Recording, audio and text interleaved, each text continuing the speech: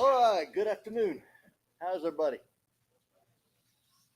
Great to see everyone tonight. It's a blessing to be here. It's been a beautiful day. Before we start, I did get a message from Charity. I shared it on my Facebook page as well. Um, we mentioned uh,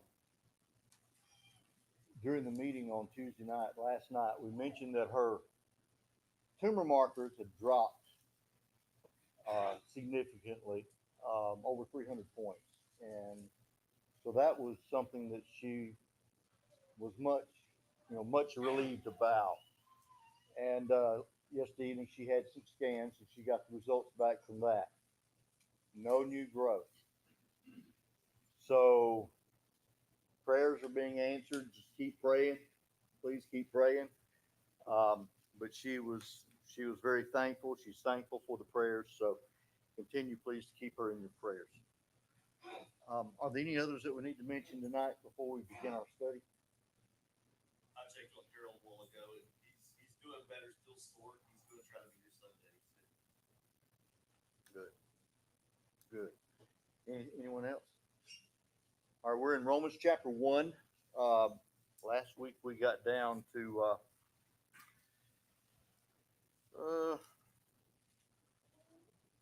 verse 21. That's what we got, verse 21. So, we'll start here in just a moment. Romans 1:21. And before we begin, um, boys, would you lead us in our prayer before we start, please?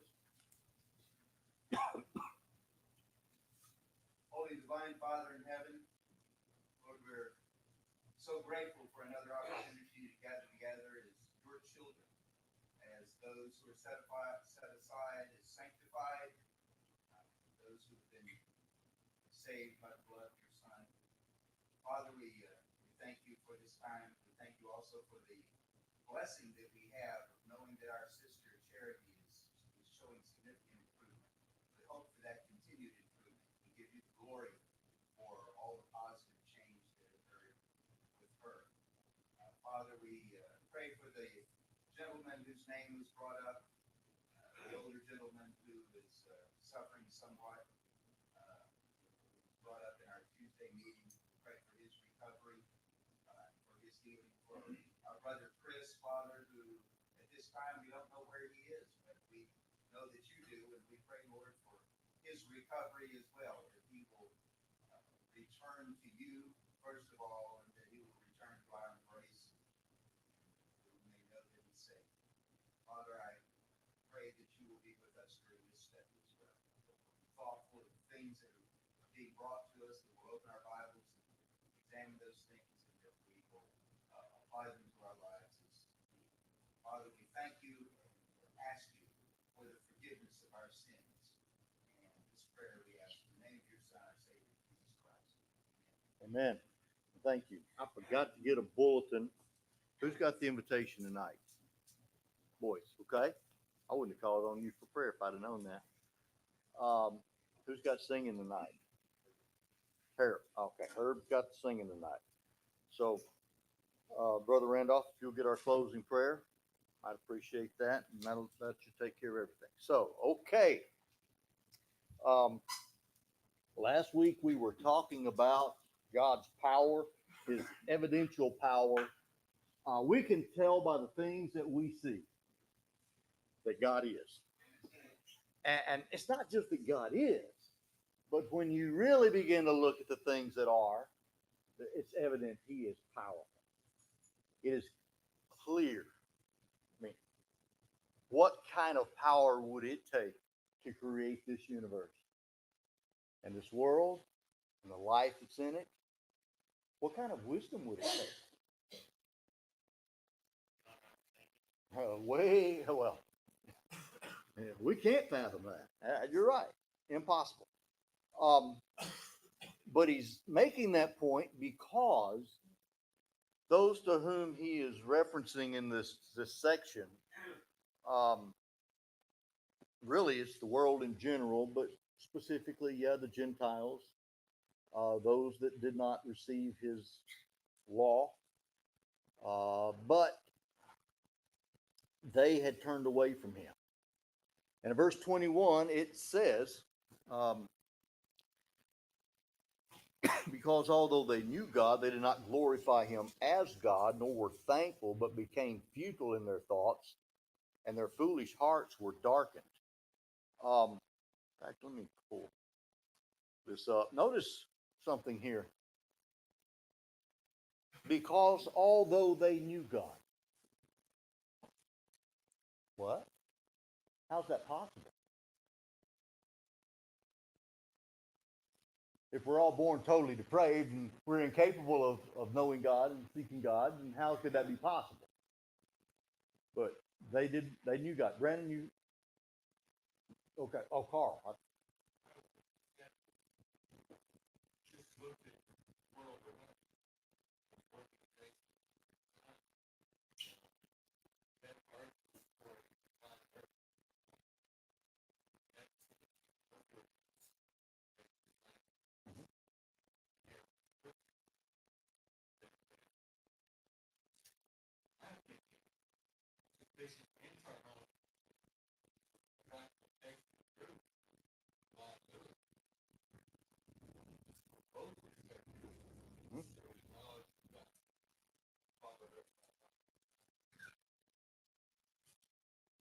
So they knew God. Annie?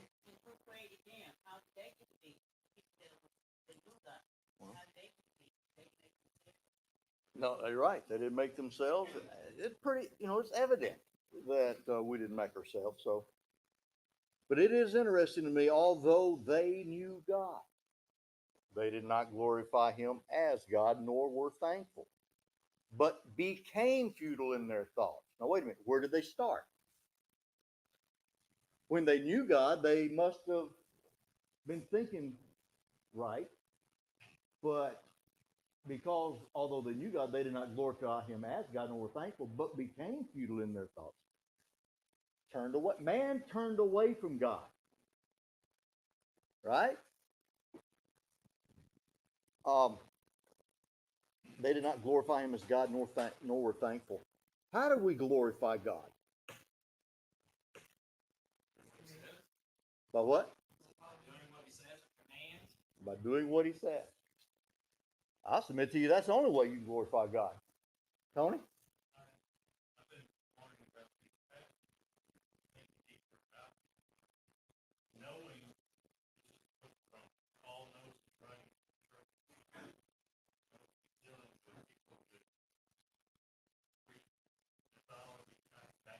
Mhm.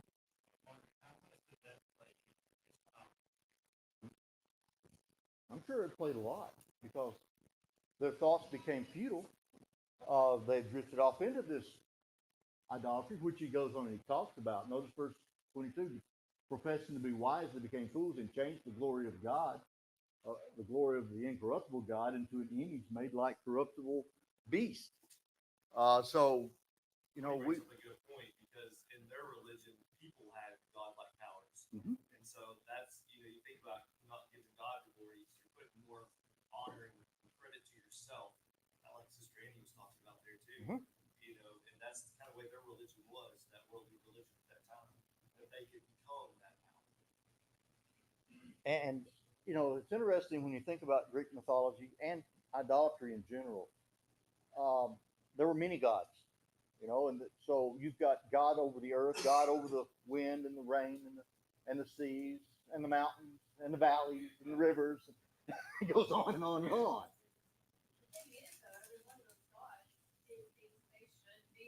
Right. By the way, that's Paul. That's Isaiah's point when he's contrasting the one true God with all of the idols out there. All these idols, they had different characteristics. They were different in power. That's true for Greek mythology too, and the Roman version of Greek mythology. Uh, Zeus was the king, but all these all these other gods, they had powers too, and they're always fighting with each other. But there's the contrast between Greek mythology and the one true God. So they became futile in their thoughts, and their foolish hearts were darkened. The fool has said in his heart, there is no God. That's a real fool. Of course, they believe that there is a God, but they did not know the God. And remember the statement, though, they did not glorify him as God, nor were thankful. We're going to come back to that statement later because there are some things that are going to continue to tie into that very concept because that's really the root of all apostasy. Okay? When we stop glorifying God as God, we stop recognizing him as the sovereign. That's when we get off track. The fear of the Lord is the beginning of knowledge. Right? Proverbs 1:7. So, professing to be wise, they became fools. Professing to be wise. Look around today, my friend. How smart do people think they are? Real smart. We do. I mean, putting people into outer space, curing all kinds of diseases. But isn't it interesting? The more diseases we come up with that we're able to treat, guess what happens? Something else comes along that we can't. And we think ourselves to be so smart, especially in our day and time. But they changed the glory of the incorruptible God into an image and made like the corruptible man and birds and four-footed animals and creeping things. So all kinds of beasts.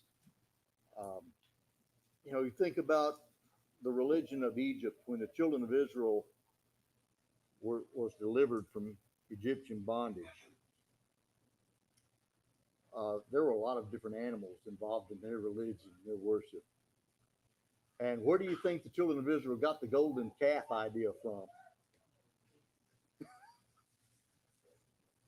So we see how they turned from the true and living God to idolatry.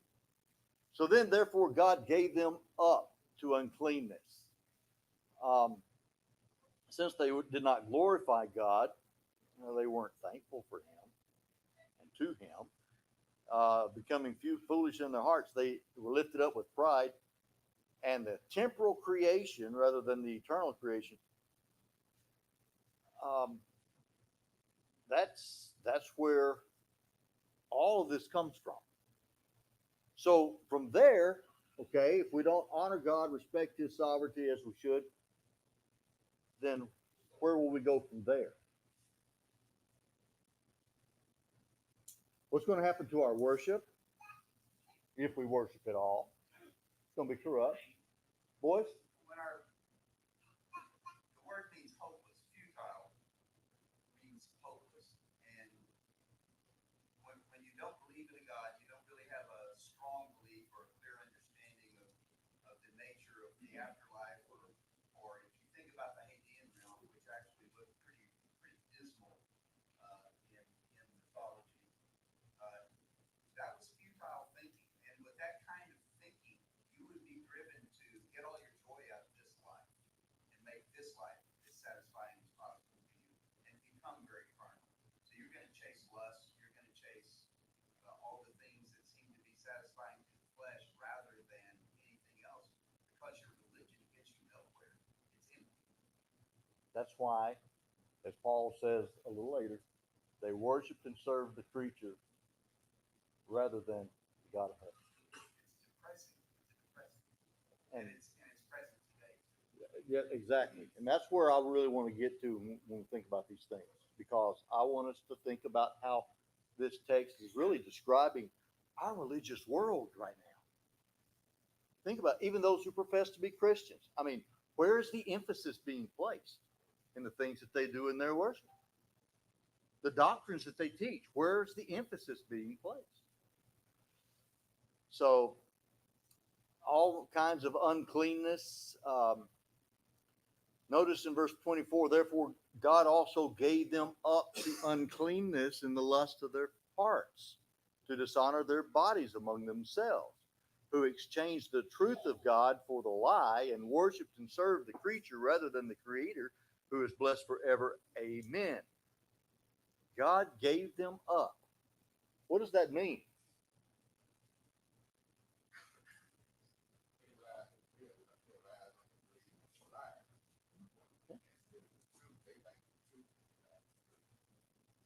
what does this say about free will? Right. He didn't understand the process here. They knew God, but they didn't glorify him as God. They weren't thankful. They turned to the foolishness of man, and so God gave them over to that. If that's what they want to do, God will let them do it. And the process is what we would call judicial hardening. Men become hardened in this way of philosophy. Carl?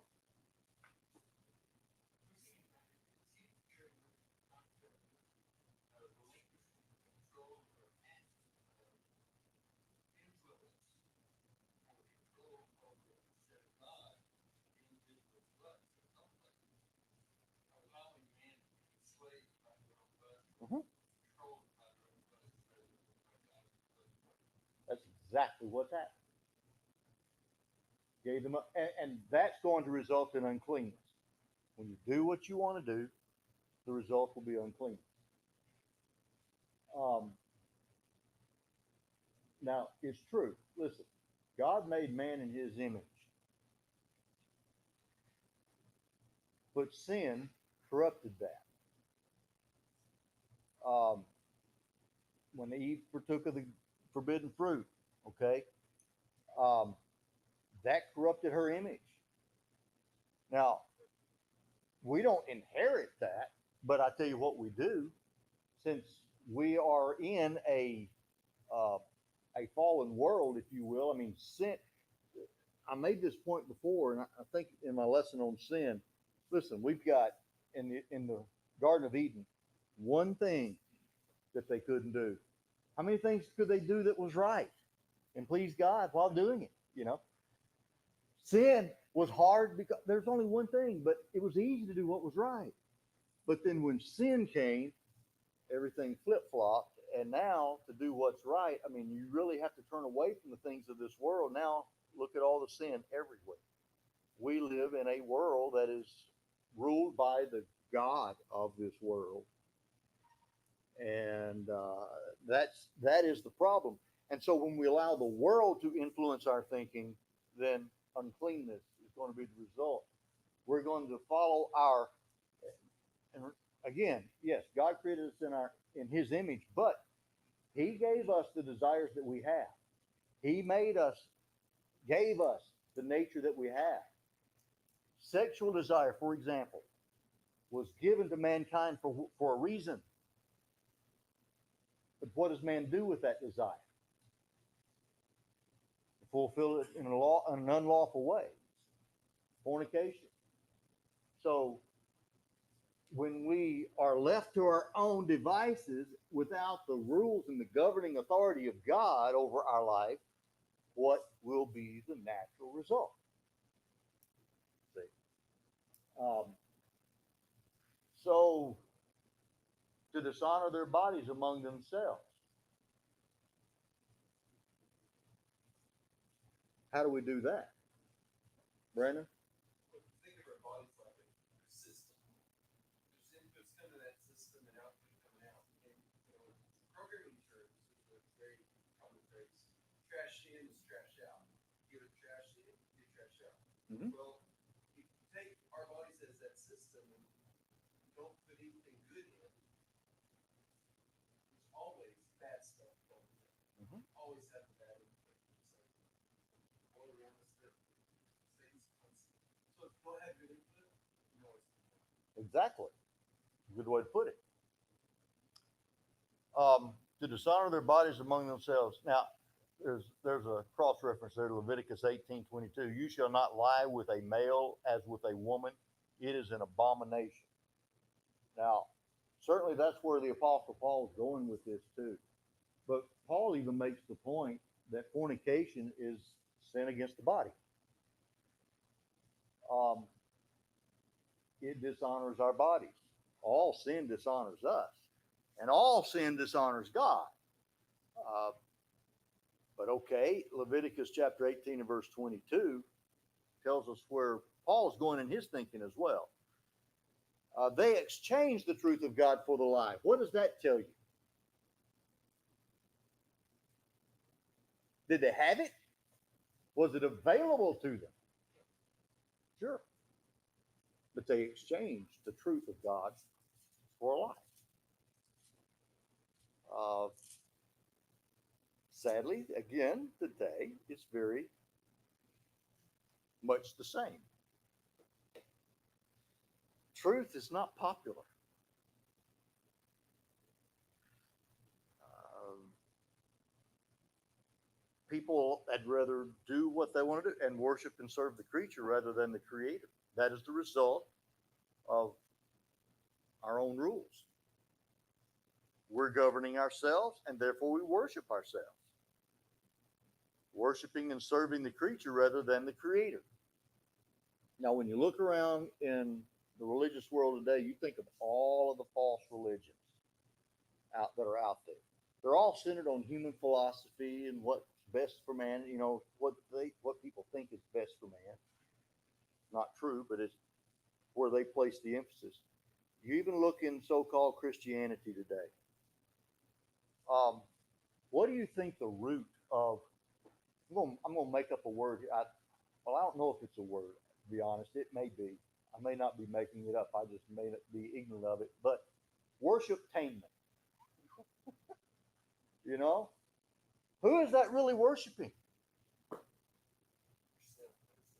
Self.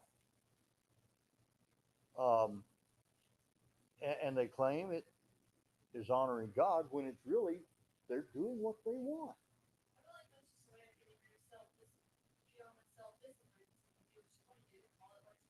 Yeah, you do what feels good to you. Uh, we all like to be entertained. I mean, yeah.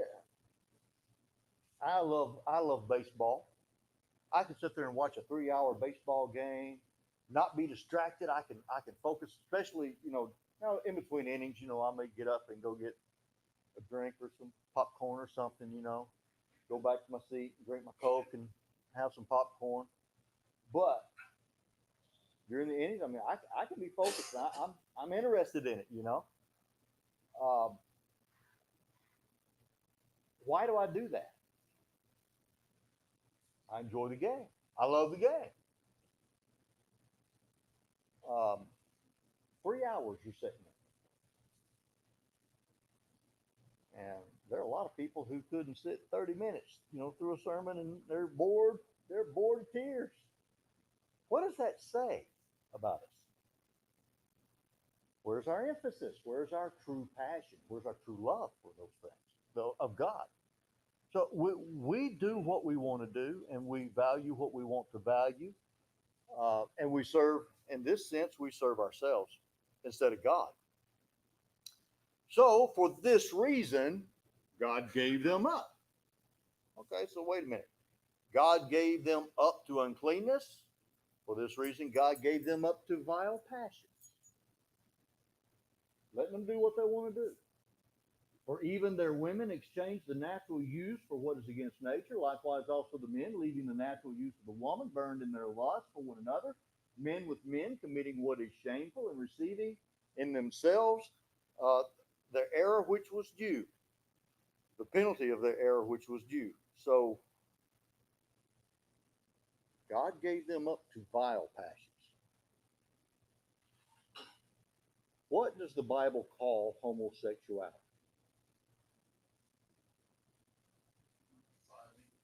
Sodomy. Okay. That's the word for it. Abomination, which we read from Leviticus a while ago. And the word that he uses here, vile passions. The what? Against the natural use. What is, it's against nature. And in reality, it is against nature.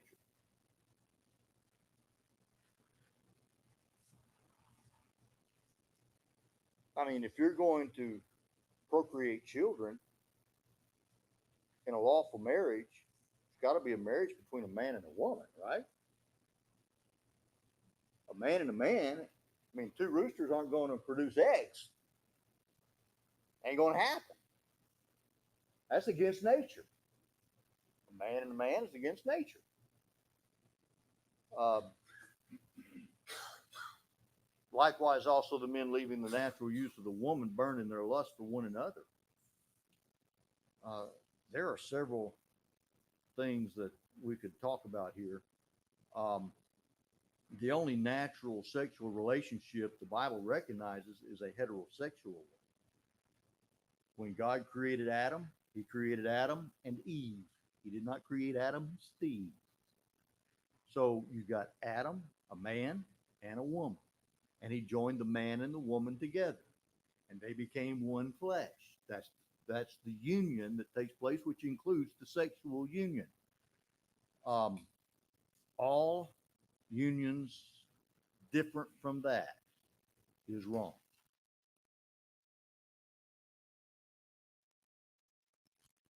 And they burned in their hearts for one another. Um, Again, committing that which is shameful.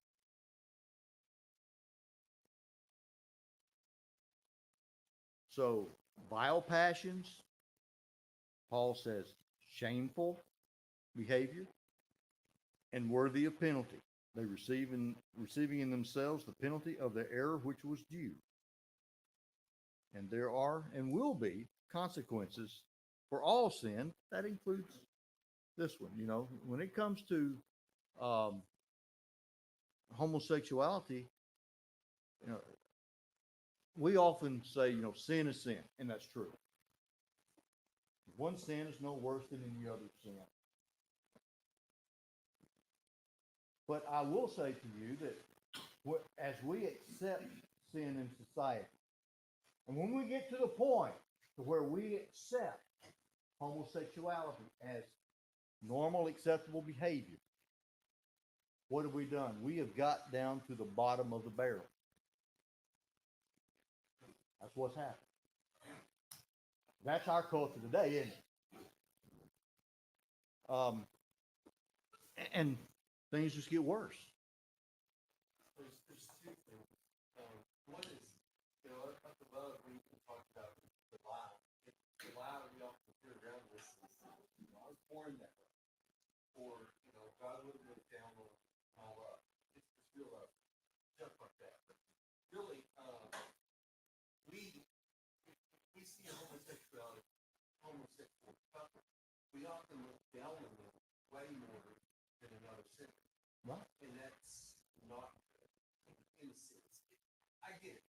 But there are people who need God just as much as anyone else. And by the way, let's not forget that point, okay? Let's not forget the point that Brandon's making. What's the point that Paul is making here? Why is he describing all these people as sinners? Because they need something. What do they need? The gospel. And it's available to them. Okay? That's something we've got to keep in mind. These people are worth saving. So that's the point that Paul is making here, by the way. That's the overall point. The gospel is for them. So great point there. Now, not being born that way. I don't doubt that people have different desires. They're born maybe with different desires. I can't deny that. I've known people in my life, adult men who, they're godly people, by the way. I'm not talking about people who are practicing homosexuality. I'm talking about men who have, different characteristics about them than what we would think of as a normal man. I think that's possible. But we still have a choice as to what we practice. There are people more susceptible to this. Okay? There are a lot of reasons. Boyce could probably, and I'm sure that he's dealt with that quite a bit. And there are people who are they would naturally kind of lean that way, but they still have a choice to make. Carl?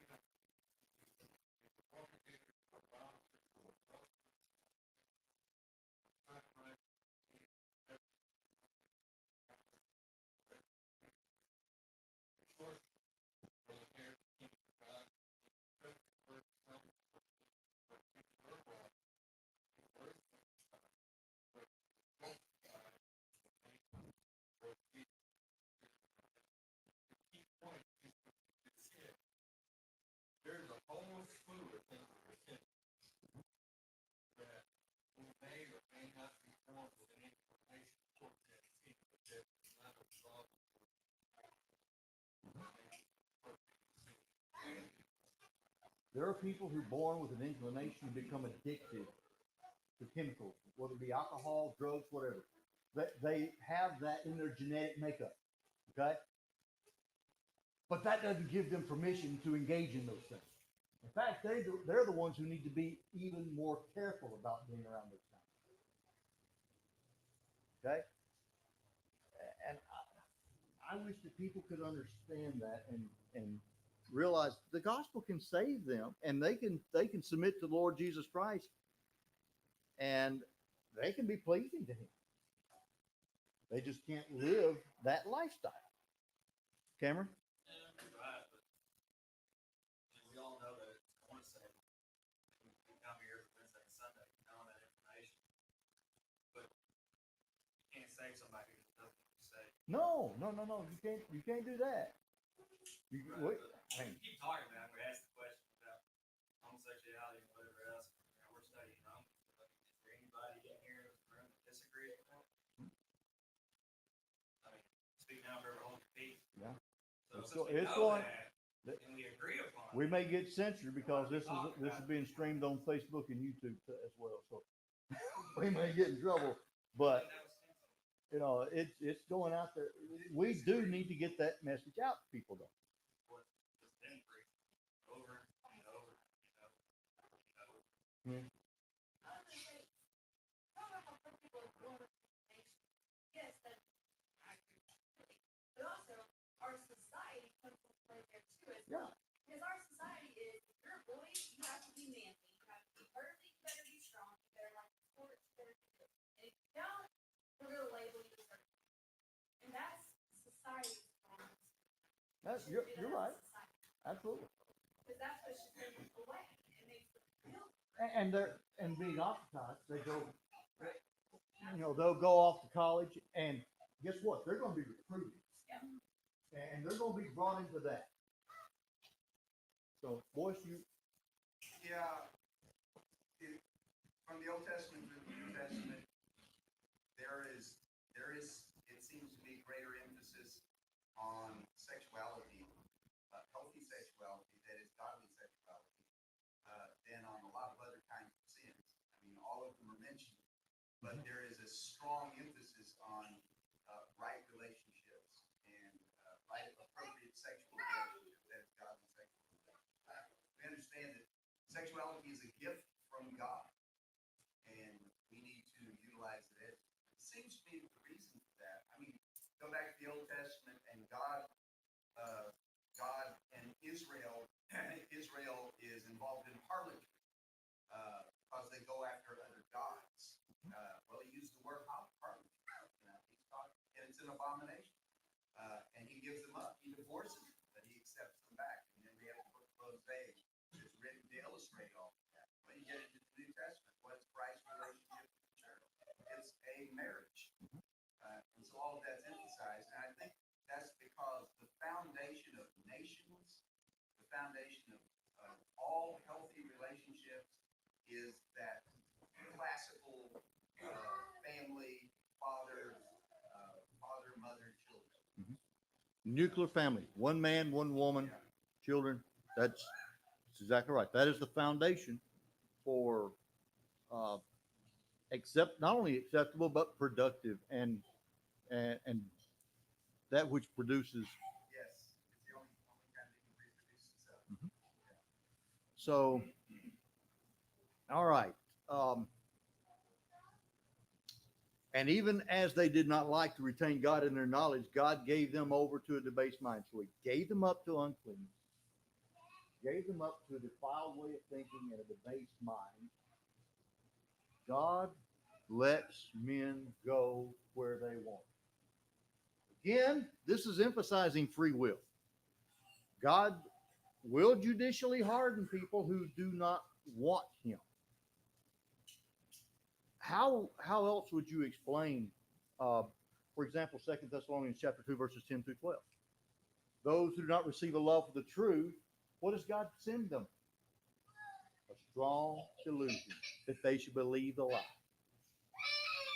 And that's what's happening here. Okay? Pharaoh. God hardened Pharaoh's heart, right? How did He do it? Well, Pharaoh was a man who didn't honor and respect God. When Moses came and said, "Let my people go," Pharaoh said no. He didn't honor God. He didn't respect God. And so God hardened his heart. Send the plagues. The plagues. Well, Pharaoh was humbled by the plagues. I think a lot of people have that kind of upside down. It wasn't so much the plagues that hardened Pharaoh, it was when God removed those plagues, extended mercy to Pharaoh, and that hardened him. It strengthened his resolve. That's what it did. That's hard. That's the hardening taking place. And so, yeah, that's how God hardened his heart. And that's how God hardens our heart too. When we don't receive the punishment immediately, and we see other people not receiving the punishment immediately, that's the point the Ecclesiastic writer makes. When you don't have that punishment immediately, the consequences aren't immediate, then people get comfortable and they think they're getting away with it. That's why children need to be disciplined. When I say discipline, I don't just mean spanking. I mean training. I mean teaching. I mean, yes, and punishing, because wrongdoing should have consequences, and it needs to have. Wrongdoing needs to immediately have consequences. People need to know that doing wrong hurts. They need to be taught that from an early age. But God allows men to do what they want, and when we reject God, God lets us go our way. Now He disciplines us. We see the pain and the suffering, the guilt of conscience, and all those things should turn us around. But when we reject that discipline of God, what's the result? The hardened heart. And He gives us over to a debased mind to do those things that are not fitting, being filled with all unrighteousness. And there's your sexual immorality. And yes, that is first behind all unrighteousness, which is inclusive of sexual immorality, wickedness, covetousness, maliciousness, full of envy, murder, strife, deceit, evil-mindedness. They are whisperers, backbiters, haters of God, violent, proud, boasters, inventors of evil things, disobedient to parents, undiscerning, untrustworthy, unloving, unforgiving, unmerciful. It's a long list. Rick? Kind of reminds me of Second Peter, because Peter kind of warns them about the same thing, but it's more of the people on the inside defiling them. And he just reminds them that God has a promise. That promise is there, and He wants everybody to return, and He's long suffering. But that promise is still going to be there, that someday you will have that chance to return. Mm-hmm. So, I'm thankful all the time for the long suffering of God, but we also, as we think of that long suffering, we also have to realize my time is going to be over, and I need to be there. Right. Because God's promise is true. And that's why the punishment is not immediate, by the way. That ties into the next chapter in Romans chapter 2, when he starts talking about the long suffering and the goodness of God should lead you to what? Repentance. What it ought to do. But sadly, many don't do that. They don't take advantage of God's long suffering and His mercy, and they continue headlong in their sin. And yeah, you look at all these sins. You got fornication to begin with. You've got wickedness. What's wickedness? Anything that's ungodly, yeah. Doing others wrong, hurting others, being harmful to others, unjust, covetousness, greed, right? Avarice, maliciousness. There's more specifically the idea of harming others. Full of envy, jealousy. I want what they got. And really, it's not even, I want as much as they got. I want what they got. That's where it eventually leads you to. And murder. Okay. Well, one of the things that's interesting, Jesus makes this point. James also makes this point. John makes this point. But don't think that you have to actually pull the trigger to be guilty of murder in the eyes of God. Because if we hate someone in our heart, what are we guilty of?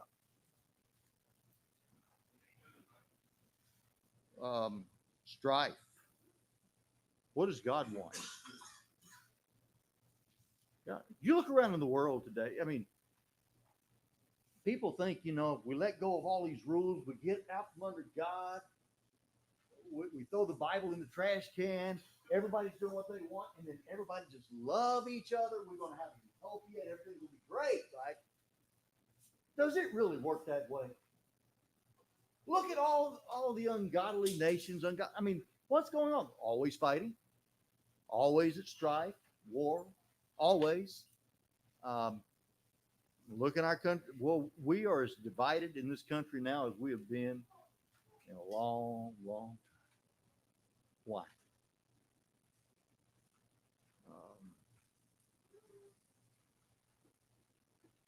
Deceit, honesty. I mean, being deceitful in our dealings with others to gain an advantage over them. How many of you trust a politician?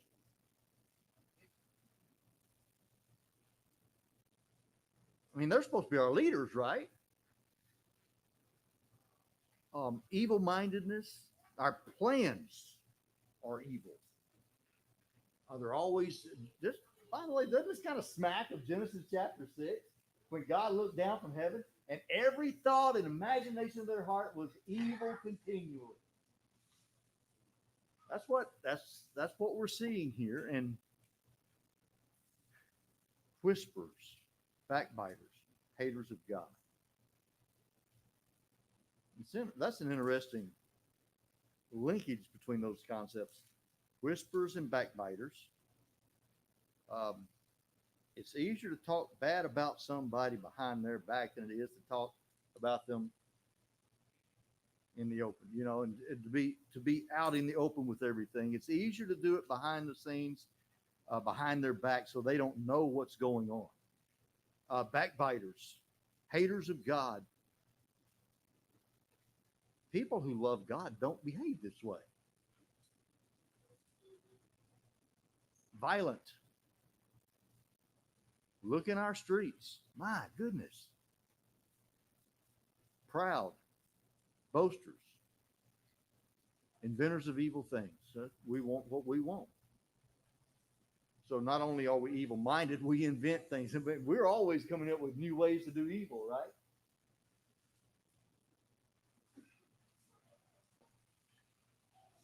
Think about some of the, when I was a kid, I used to ride my bicycle across Pine Bluff, Arkansas.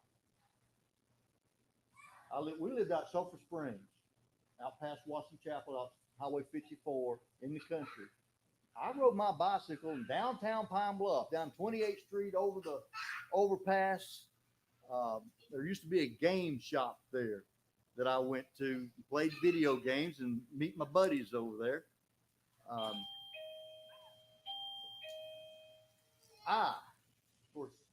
When I was 40 years old and I was packing, I wouldn't do that. Now, things have changed. So, okay, unforgiving, unloving, unmerciful, those characteristics, concepts,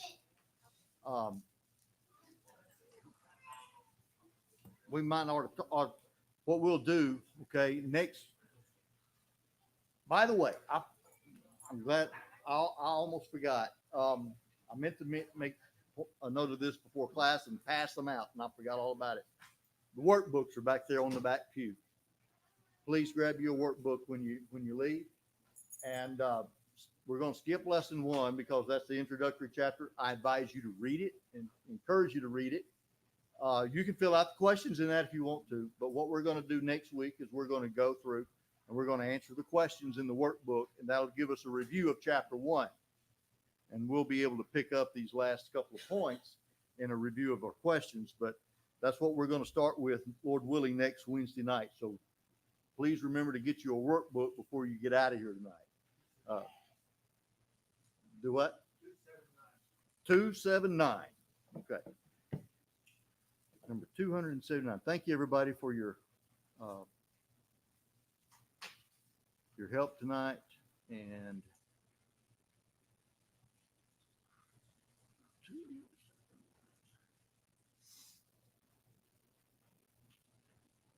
Okay, we'll turn it over to Brother Boyce. So, I don't know what y'all announced in class earlier. We did mention charity. Good, because she had a good post on Facebook. I hope if you did not look at it, you can. She's on her way home, so that's good news. Her numbers were better, and she seemed like she was in a lot better state of mind coming back than going down. So that's something to be thankful for. The only other thing I know of is there's a meeting beginning the 21st at Tanner Street in Malvern. 21st through 25th at Tanner Street. And I think another business meeting next Monday. Business meeting next Monday. For tonight's, Herb's going to be the song leader, and Brother Boyce has the invitation. Is there anything else that James has a closing prayer? Anything else that we need to mention?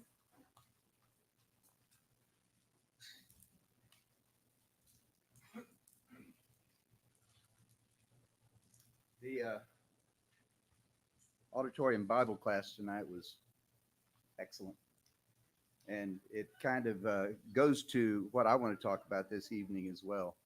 In Romans chapter 1, the Apostle Paul talks about those who are depraved, who have chosen to be depraved in their behavior, and describes a lot of different ways that they are. My family has been involved. Many families have been here, but with addictions. And Tyler, just a couple of Sundays ago, in the evening,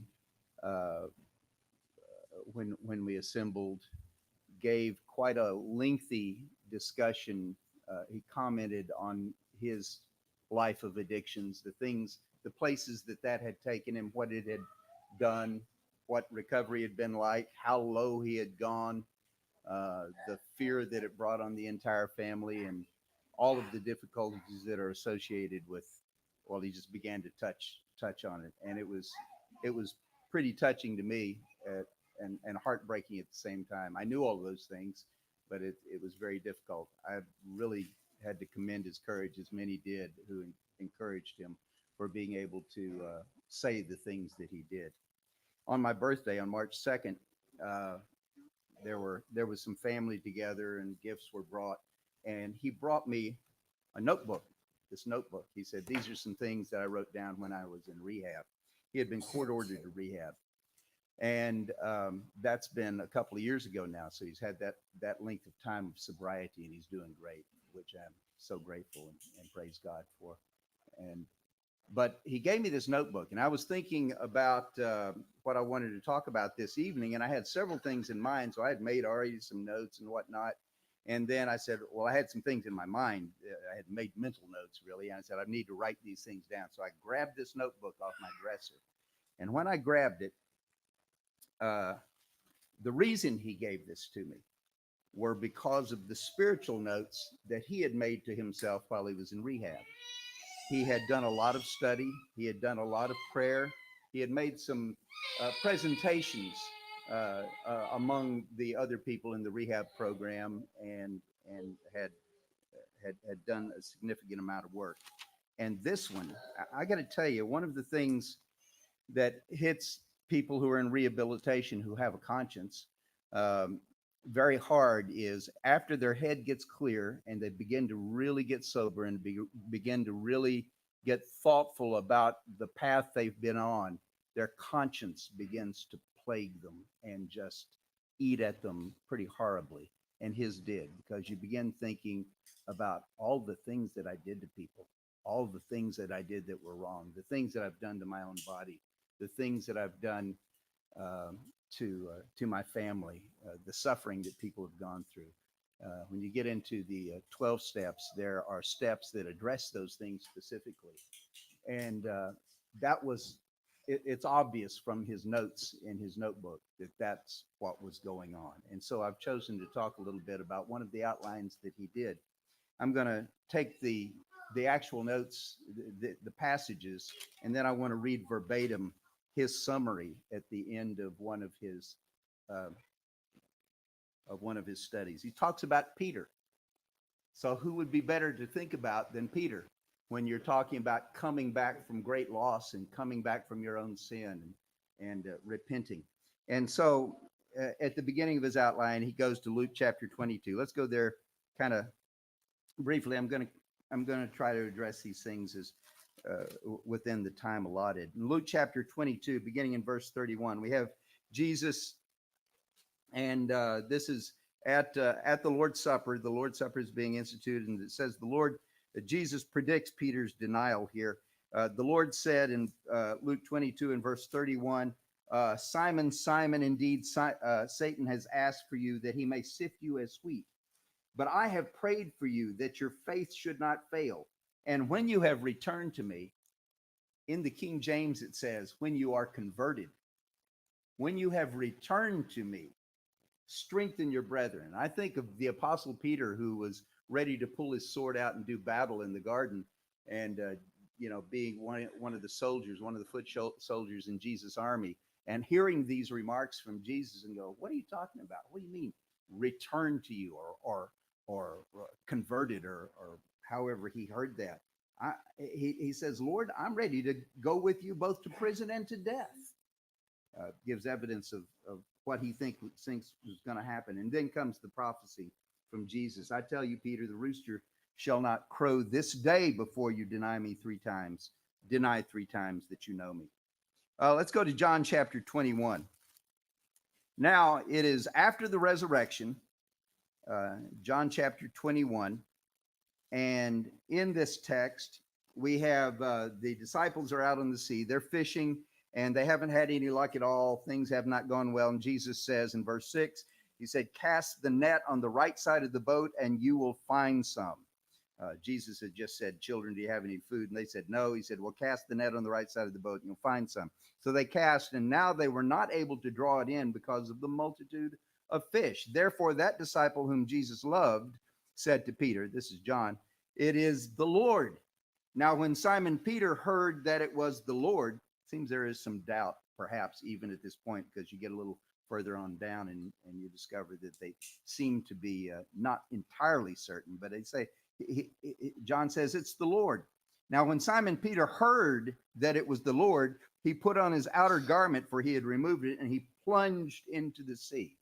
Now, they're probably about, as it turns out, probably about 100 yards offshore at this point. But the other disciples came in the little boat. And so he is very impulsive. And you can imagine why. One of the last things that he heard from Jesus was that, well, when you are converted, when your heart is changed, then you can return to me, and I'm going to have work for you to do. And there's going to be things for you. First, you've got to be converted.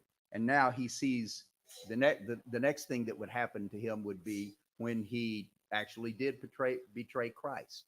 And you remember how that all went down. We're not going to get into all of that. I want to move quickly to the main points here. Move down to John chapter 21, verses 15 through 19. The heading, as it is in the New King James Version here that I have, is Jesus restores Peter. Now, that's not inspired, but I think it's right. So, when they had eaten breakfast, Jesus said to Simon Peter, Simon, Simon, son of Jonah, do you love me more than these? He said to him, yes, Lord, you know that I love you. He said to him, feed my lambs, feed my lambs. He said to him again a second time, Simon, son of Jonah, do you love me? He said to him, yes, Lord, you know that I love you. He said to him, tend my sheep. He said to him the third time, Simon, son of Jonah, do you love me? Peter was grieved because he said to him the third time, do you love me? And he said to him, Lord, you know all things. You know that I love you. Jesus said to him, feed my sheep. Most assuredly, I say to you, when you were younger, you girded yourself and you walked where you wished. But when you are old, you will stretch out your hands and another will gird you and will carry you where you do not wish. This he spoke, signifying by what death he would glorify God. And when he had spoken this, he simply said, follow me. So we have Jesus asking three times. First, do you love me? And then he says, in response to Peter's affirmative, then feed my lambs. And then again, do you love me? And he says, yes, Lord, I love you, of course. And he says, tend my sheep. And then a third time, do you love me, Peter? And uh, he says, tend my sheep and then feed my sheep. 3 times each time. All of these things fall in threes. The same number of times that he had denied Jesus, Jesus gives him an opportunity to affirm that he does in fact love him. And he gives him the instructions that he will have him to fulfill in doing those things. The same number of times that Jesus had prayed in the garden, he asked him, do you love me? The same number of times that Jesus had come back to find that those who were with him, to be with him while he was praying in grief in the garden, 3 times they fell asleep. He came back to them 3 different times. 3 and 3 and 3 and 3 and 3. And it was now the 3rd time, John chapter 21, if you back up to verse 14, this is now the 3rd time Jesus had showed himself to his disciples after that he was raised from the dead. And Jesus commands to Peter to feed my sheep. It seems to me that there's evidence that Peter is forgiven. And the reason I believe that is because it's quite evident that he's given him work to do. I want you to feed my sheep. I want you to feed my lambs. I want you to tend my sheep. I want you to feed my sheep. Peter, you are forgiven, and now there's work at hand for you to do. And now I'm going to read to you Tyler's summary.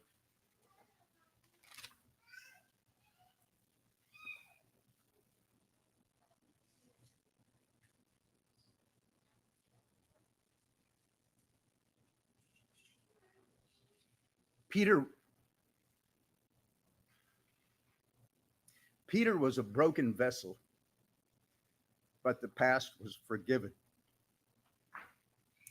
Jesus desired for Peter to move forward in ministry. God does not simply offer forgiveness.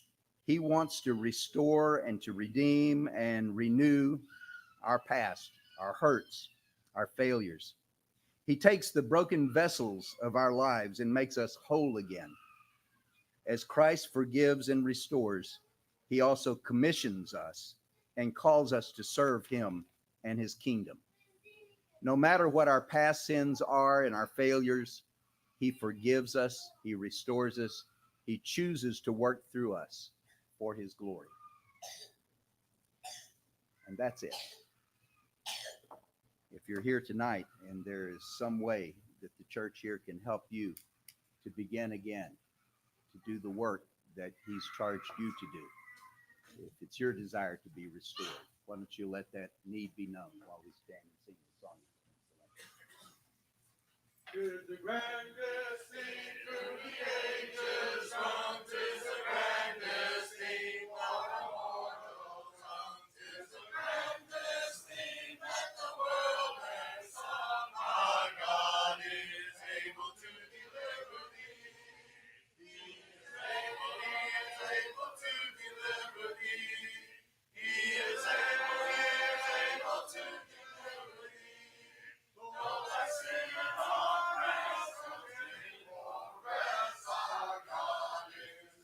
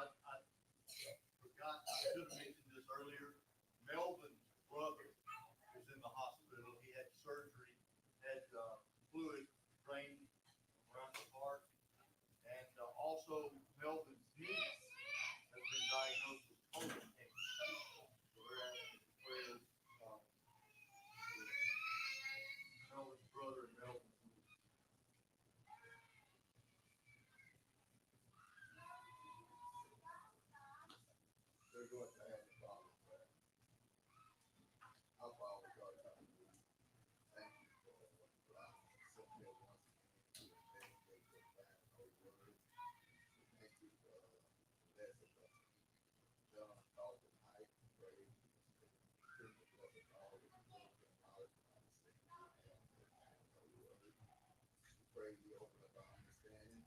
Pray that we study your word, read the word, that we give us to think about your word, how we feel, we should pray in the Father, kingdom of blessing, life,